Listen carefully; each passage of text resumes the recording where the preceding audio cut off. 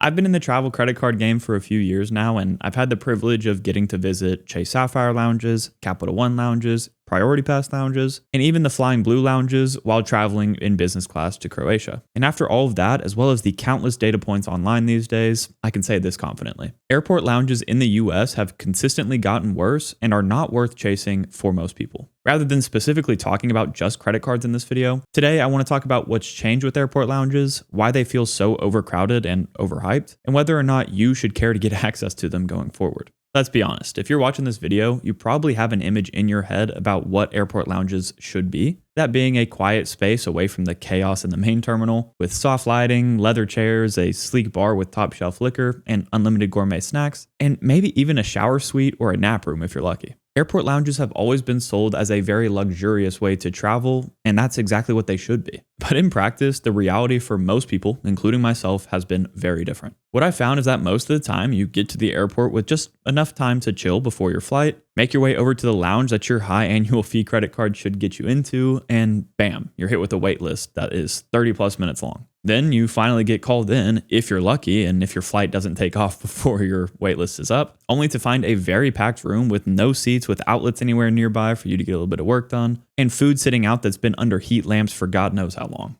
I've personally experienced many renditions of this in almost every single lounge that I've been to, including the Sapphire Lounge in the JFK airport that I had to wait over an hour to get in, the Club Las Vegas, which is a Priority Pass lounge that had no real food options available aside from just some snacks and appetizers, the Capital One lounge in the DFW airport that is very nice, but I had to take like a 15-minute tram to get there, which left me only a few minutes to even get to see it before I had to leave again, and regardless, there was no seat available for me. And the worst part about it is that I'm not just like some one-off case. This is the experience for most US general travelers. Unless you're just flying through a less busy airport, and you're lucky enough to have a lounge in that less busy airport, or you're flying at a very odd time of day, your chances of getting a relaxing, luxurious experience is really low.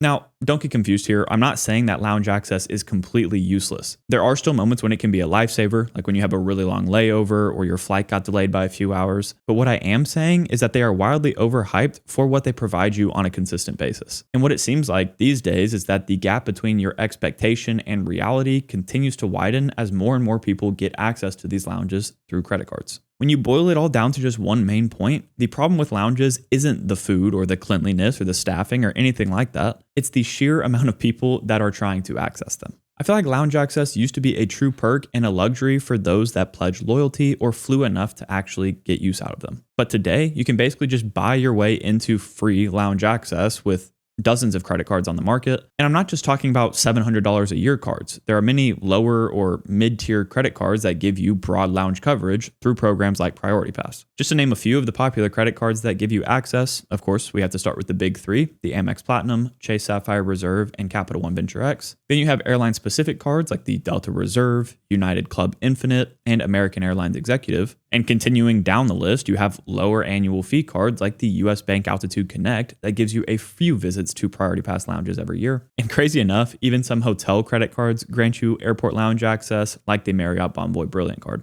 Further than that, not only do the primary cardholders get access, but usually they have some guest access as well. Plus, authorized users of the card might get their own lounge access with guest access attached to that too. So with the popularity of credit cards in recent past, you can see where this overcrowding becomes a real issue. Suddenly, you have a massive spike in traffic over the past, say, 5 to 10 years, and construction of airport lounges and getting enough staffing to staff those airport lounges can't keep up with that. I'm a massive fan of how a lot of these big issuers like Chase, Capital One, and Amex are kind of in like a lounge arms race in a sense, where they keep trying to one-up each other, building either more lounges or bigger and better lounges. But again, just the sheer amount of people that are trying to access them is really hard to keep up with. So in order to deal with that, we see some new guest and authorized user policies being enacted on these cards. And that's been met with a ton of negativity by a lot of the cardholders, which makes sense. But I think if we take a step back and realize that if those restrictions are in place, that means that the lounge experience is better. I mean, it makes it a little bit harder to complain.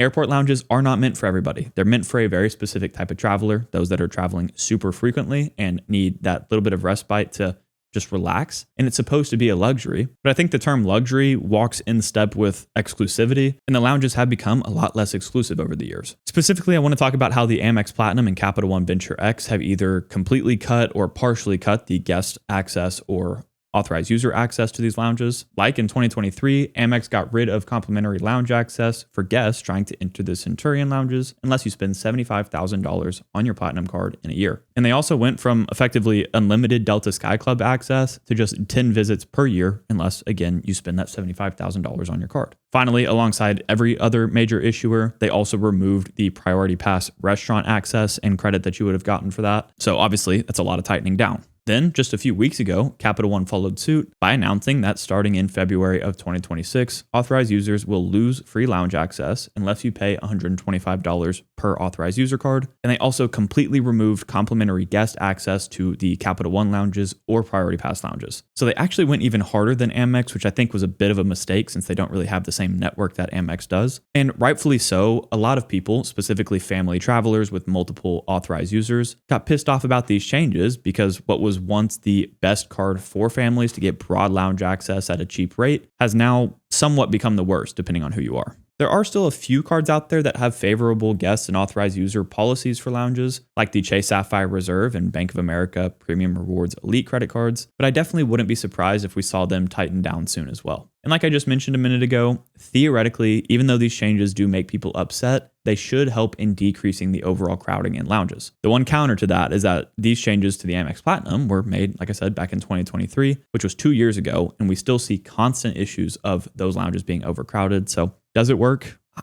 guess we don't know. Overall, the people that actually should get this lounge access, which would be business travelers or very frequent travelers who may even have status with certain airlines, are left getting some of the worst experiences. In researching for this video, I came across Rick's video, or I guess the RD guarantee as you see him. So shout out to you for that one. And his comment section sums up a lot of what people are feeling right now. Take Rob's comment here, for example, saying that lounges started to be inhabited by the type of people you went in a lounge to get away from. And then the apprentice below that said, when everyone and their moms have access to exclusive lounges, the lounges are no longer exclusive. So what we're seeing right now is a huge disconnect. For those who maybe just travel a few times a year and have heard all of this great news about how lounge access is the best thing ever, again, when you do try to go visit these lounges, the gap between expectation and reality can make these perks feel like a ripoff. So we've talked about trying to get into the lounges, but what about if you do? Is the experience then really good? Unfortunately, that's not what we're saying. First, the food. I wish I could tell you that every single lounge had super high quality meals and you always just felt full after leaving and didn't have to pay for anything. But what you're more likely to find are a few cold sandwiches, some sad salad bar looking options, and maybe like a tray of chicken nuggets or some overcooked pasta. And to be fair, there are some diamonds in the rough. Like I went to the Sapphire Lounge in San Diego and that had some really good food options. But if you're just going to a general club or, Priority Pass lounge, it's not as good as people make it out to be. Second is the drinks. Yes, they do offer some like soft serve sodas or some water or maybe some juice and stuff like that. And in the flagship lounges like the Sapphire, Capital One, and Centurion lounges, they generally give you a really neat list of the drink options that you can order, like cocktails and stuff like that. But if you only have 30 minutes to enjoy it and there's a massive crowd in there, well, you're not going to get the drink in the first place. And then third is the space itself. I alluded to this earlier, but finding an open seat is really tough. Finding one with a power outlet next to it, if you want to work like I do, is even tougher. And one of the biggest blows and probably the initial nerf that started this kind of downfall of the lounges in the US was when that Priority Pass restaurant access was removed. Back when all the major issuers included this as part of your Priority Pass Select membership, you had the option to skip these overcrowded lounges and go to one of the restaurant options where you got a voucher for food that was worth like $28. Now with those major issuers, that's completely gone. So long story short here, not only has it gotten harder to get access to the lounges, but we also see that the quality of the lounges themselves have been declining if it's not like a big flagship product. I don't want to ignore the fact though that we do have some positive in this midst of negativity. Earlier, I mentioned that there has been a race between the top issuers to continue to build bigger and better lounges, but I didn't even mention the fact that there are a ton of airlines out there that also have their own lounge networks, and those are generally less crowded because they're harder to get access to. For example, Delta, United, American, Alaska, and even JetBlue pretty soon all have their own lounge networks, and the only way to get access to them is by usually having their highest annual fee credit card or by having status with them by flying so much, unless of course you just wanted to pay for it outright, but not many people are doing that. So I think those types of lounges in particular actually have good incentive alignment, where the people that are accessing them are generally those that actually fly a ton and fly with one specific airline, which goes back to the very beginning of this video where I said that lounges should be rewarding loyalty to a brand and giving you a real exclusive experience where you're not just constantly plagued by a ton of other travelers being in there and it being just the airport terminal 2.0. As a quick comparison here to help you understand the difference between a flagship lounge with a big lender compared to an airline-specific lounge, Capital One has kind of become known as building some pretty great and large lounges for its customer base, those being like 10,000 plus square feet. But compare that to the Delta Sky Club in LaGuardia or the one coming to Salt Lake City soon that is 34,000 square feet. And honestly, that's just a different ballgame altogether. So to offer some hope on this point here, I think that the combination of these lenders and these airlines building bigger and better lounges, on top of them adding restrictions to the guest and authorized user access, should, in theory, bring back a really good lounge experience in the US. But here's the part where things shift a little bit. Outside of the US, lounges are still incredible. When I flew business class to Croatia, I spent a good amount of time, I think like probably a combined 6 or 7 hours at least, at the Air France KLM Flying Blue lounges in Amsterdam. And let me tell you, those lounges actually felt like luxury to me. You had dedicated food stations with fresh, hot entrees on them, espresso machines, dessert bars, and full drink menus, on top of just plenty of seating because it was just such a massive lounge compared to the US, clean bathrooms, and multiple areas where you could just work, nap, or decompress. And that's just one very specific experience that I've had in Europe where that's not even where we see the best lounges necessarily. There are countless reports online of people saying that the lounges in Asia are insane. Personally, I have not been there yet, so I can't confirm, but I will throw up some pictures for you to look at because in places like Singapore, Japan, Dubai, and even some South American countries, lounge culture seems to be completely different. They treat it like a premium experience, not an afterthought, because it doesn't seem like it's a way for them to just claw a ton of money from the consumer-based clientele that we have here in the US that just want that luxury experience that they'll pay for. Hanu Flight backed this up underneath RD's video once again, saying that lounges in America and some in Europe are generally garbage. Ones in Asia, Africa, and South America tend to be far nicer and an actual premium experience. I think the difference between the US and those other countries comes down to a couple of things. First is access control. Not everybody and their moms gets automatic access through the credit cards that they have. And second is investment. They seem to be putting a lot more resources into these lounges so that when people visit their countries, they feel like they got a great experience. So while people in the US are fighting for stale muffins and a seat that's right next to the bathroom, people in these other countries are getting proper meals, a space to sleep if they wanted to, which I did in that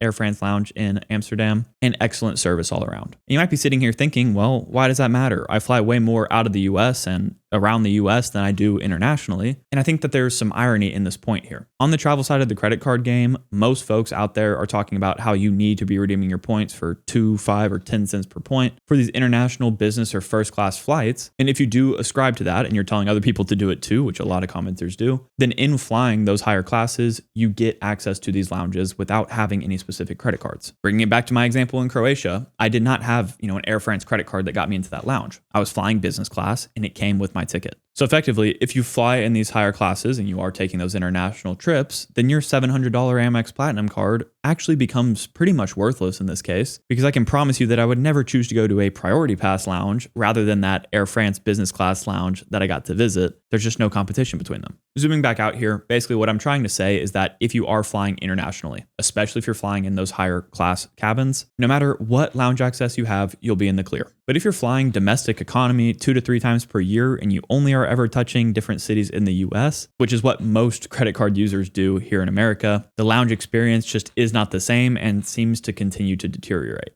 I want to reiterate now a point that I made in the beginning, that being that lounge access is not dead. It's just not for everybody. If you travel often, especially for work or you have some long layovers, lounge access can be a game changer. And it can still be worth chasing if you pick the right credit card. I named a few of the best options earlier, so you can rewind to that part of the video if you want to, but I want to explain now how I expect lounge access to evolve in the coming years. Rather than using the premium transferable currency cards like the Amex Platinum, Chase Sapphire Reserve, and Capital One Venture X, you're likely going to need to start looking for those airline-specific cards to help. Restrictions will continue to be added to these cards until the lounges become less crowded or they have enough of them to accommodate the amount of travelers. So you may end up needing more access than just Priority Pass and the flagship lounge of the company that you choose. But no matter what, even if you did go the airline card route First of all, those cards are harder to justify for most people because they're really high annual fee, and the credits are usually specific to that airline, which you have to be flying. But even if you did get one of those, the fact of the matter is going to be that it continues to get more and more expensive to get lounge access going forward. Issues are not shying away from annual fee hikes. We just saw this even with the Chase United Club Infinite card that I talked about. It now matches the Amex Platinum's $695 annual fee for an airline credit card. Like, that's really high. And I don't think we're far off from seeing a $1,000 consumer credit card in the US. But that is what lounge access is all about. It is supposed to be premium. It's supposed to be exclusive. And that's why I'm saying that I don't think it's worth most people chasing if you're flying just a few times a year. What I really don't suggest you do is get a card specifically for the lounge access, because like I said, you might be paying $700 for that benefit alone, where instead, if you're just flying 3 times a year, you could pay that $45 entry fee that you need to get in instead.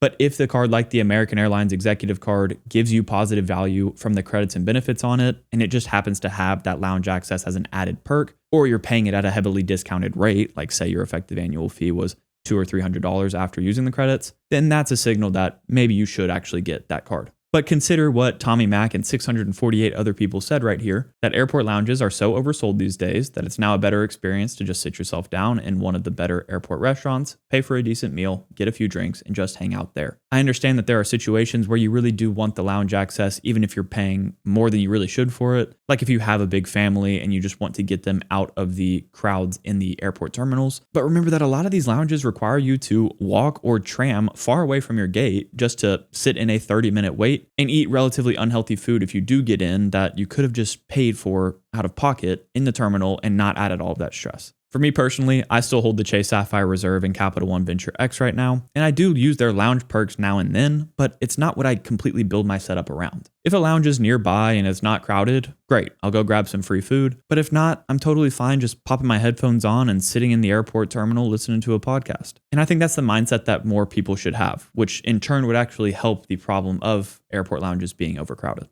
At the end of the day, I understand credit cards are tools, but they are not status symbols. And just because a card comes with lounge access doesn't mean that you're a lesser person if you don't use it. And it definitely doesn't mean that you're going to have a luxury experience every single time you use them. So if you're on the fence about getting a premium travel credit card with that kind of perk, you need to ask yourself, how often do I fly? How often would I actually use these lounges? And read reviews about the ones that you would frequent the most to see if people are having good experiences in them. If your answers to all of those make that card make sense, then great, just go for it. But if not, just locking in a lower or no annual fee card and buying you a good set of noise canceling headphones might just be the move. If you want more information about the Venture X card nerfs that I mentioned earlier and how the big 3 premium travel credit cards compare because of those, go ahead and click into this video next. As always, Odin and I both want to say thank you guys so much for watching this video. If you did enjoy it, please consider leaving a like and subscribing to the channel, and we'll catch you guys next time.